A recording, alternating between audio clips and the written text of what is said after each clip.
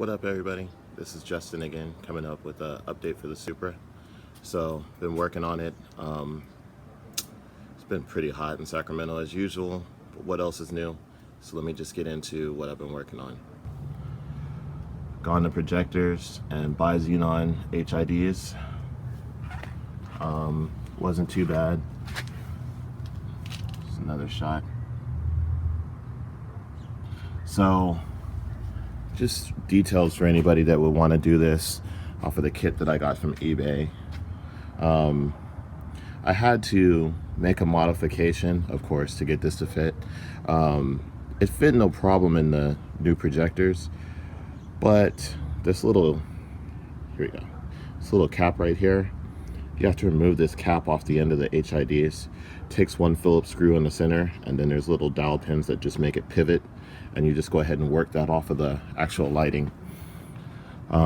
If you fail to do this, like I did in the first place, what'll happen is that cap will be right here dead center, and it'll block like most of the light output, and it'll look really crappy. So now I've taken care of that, and it's good. Let me see if I can, oh, it's daylight right now, so let me see if I can set this camera up for you guys to see what it looks like.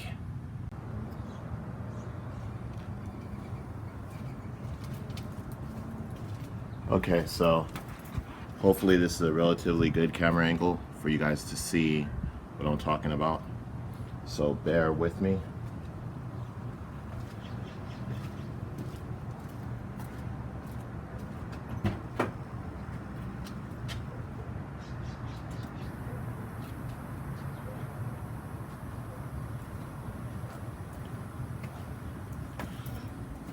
So this is with the HIDs on. They're just warming up right now.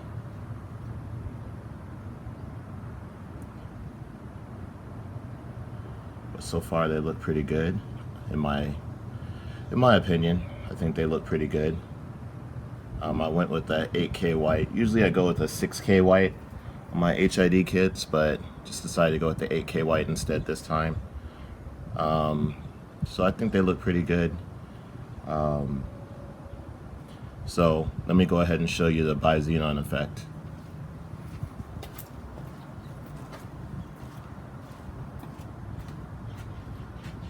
So this are the low beams. Here's the high beams. You see the HID just moves up.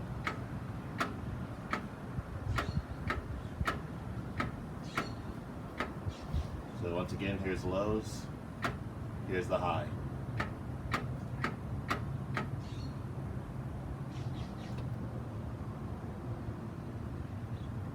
And then here's the high beam flash from being off.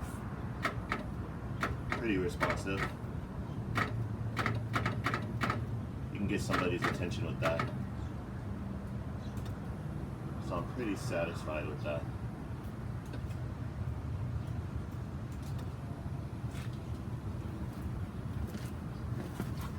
Now, here's the only problem that I'm currently running into with this remaining. It's that for some reason the right hand headlight, when I tell it to go down, it doesn't go down all the way. And then when I tell it to come back up, it doesn't want to come back up at all, and I have to turn this little device right here to bring the headlight back up. So it's the issue I'm currently working through. I'm going to try to get that fixed this morning so that everything can work completely, because I hate it when stuff doesn't work right on my car. Won't settle for less. So I'm going to try a couple things, and bear with me. I'll be right back. So as things tend to go on YouTube when you're making videos, curveballs tend to happen, so it's okay, I'll take it. This headlight's on. Headlights off. On. Off. And then here's a flasher.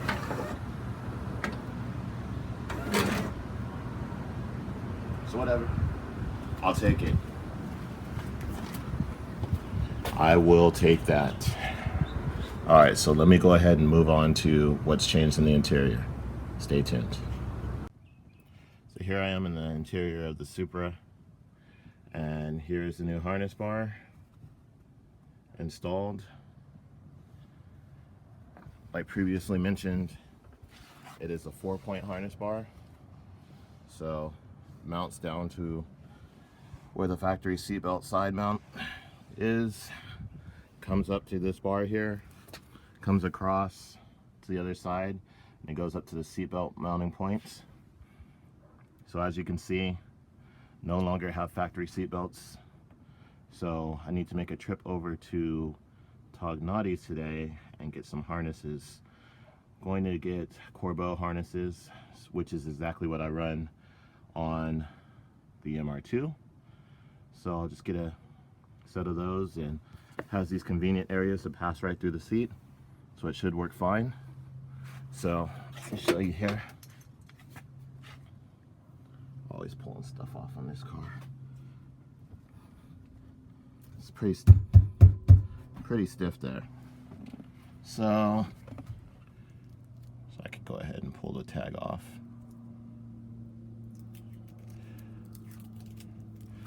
Yeah, so it's pretty stiff there, and it's set up. So there's the rear brace, and then here's the harness bar. So cornering is dramatically better. It's more rigid in the corners. So we are going in the right direction definitely with this project. I'm gonna get those harnesses installed today, but probably not till this evening, because guess what? It's gonna be another triple digits day. Don't you love Sacramento? All right, so that's about it for now. Well, let me quickly come over here to the MR2, show you what's going on with that. So here your MR2 is sitting, still runs. Just haven't been driving it. I've been driving the Supra. So as you can see, I cleaned up this pipe right here. Try to get all that gunk off that I had on there. Engine bay is still clean. Still running a MegaSquirt and the 50 trim turbo and the external wastegate, V-band exit, the whole 9 yards. But the problem is that the bolts from the turbo to the exhaust manifold have a tendency to back out now. So this car, the number one issue I'm running into with this car is bolts backing out. That's no longer an issue on the hot side though, because the bolts going to the V-band, as previously shown, are all welded. So this is a turbo hot side, then it goes to a V-band adapter, V-band, and then goes to the downpipe. Yeah, it's a little bit better angle. So once again, turbo hot side, V-band adapter. These bolts are all welded. They're not going anywhere. So there's a V-band, and then there's the 3-inch downpipe. It goes down, then it hits the flex pipe on the Berk. And then I also have the external wastegate that's recirculated after into the B-pipe rather. I still have a Berk B-pipe, but it's just modified now. So that's what's going on with that. This pipe right here, this hot pipe, still needs to be adapted because I want to use my 1320 brace bar. And as you can see, well, I got my finger out of the way. The brace right here, this is the hole on this side for the brace, and it'll just hit the pipe. So I need to angle this down and into the intercooler. So I need to become a little bit more creative. I just need to use greater than the 90 degree bend, which I have a 90 coming out of the turbo right now. So I'll use something probably like a 120, so I can get down to the intercooler quicker and I can clear that brace bar. But I'm gonna have to be creative to get that done. Other than that, here on the inside, the only thing that's changed here is that this Blitz turbo timer, it's starting to go out. And so what ends up happening, I will show you. Let's see. Do I have the MR2 keys on me? Yes, I do. Okay. So I'll go ahead and auto start the car.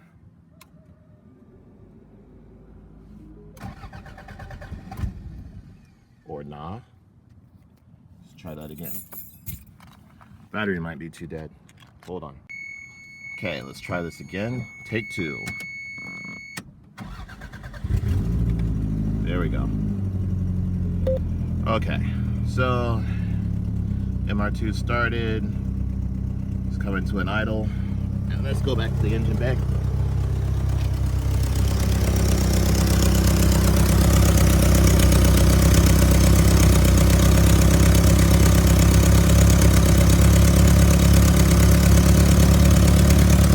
Now, I don't know if the video picks up that annoying clacking noise, but that is coming from one of the exhaust bolts missing that goes to the turbo. So it has an exhaust leak right there, and that's what that loud clacking noise is. But let me show you what's going on with the Blitz turbo timer, where I said it's acting up. So yeah, it's showing here. So see the light there under the dashboard? Watch as I turn the car off. What happens? And hopefully it does this. Those shoes down.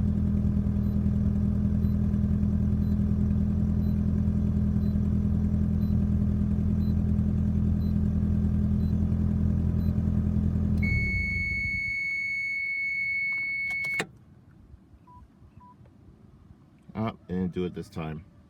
But basically what it usually does is it won't cut the power, and so it'll start to battery drain. I don't know what's going on with that. I think it's just the amount of heat. If you see here, the turbo timer is all starting to fade there on the front. The LCD on it still works fine, but I think it's just going out from just heat. So what I'm gonna do is uninstall it. Honestly, Ed can attest to this on his DSM. Turbo timers are lazy technology.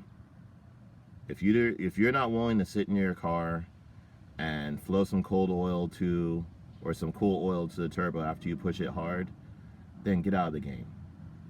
Because when you have these turbo timers installed, which I did not install this is a previous owner, when you do that, you can end up with all types of ignition issues later. The car doesn't want to start, you get battery drains, all types of stuff. They are wonderful day one. But years later, they can just be a source of woes, where you can ask yourself, man, why isn't my car starting? Why isn't my car starting? And then come to find out years later, you find out, oh, it was a faulty turbo timer. So, not trying to preach to you, but this can be a real source of headache.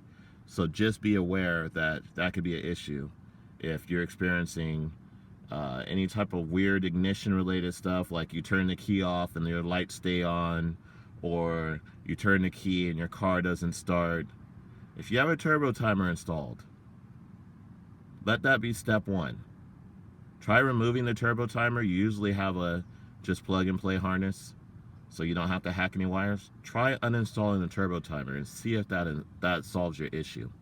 Because Ed had an issue where he'd have to jiggle the ignition and it wouldn't start on his DSM, and it pointed all back to the turbo timer, and that's exactly what it was.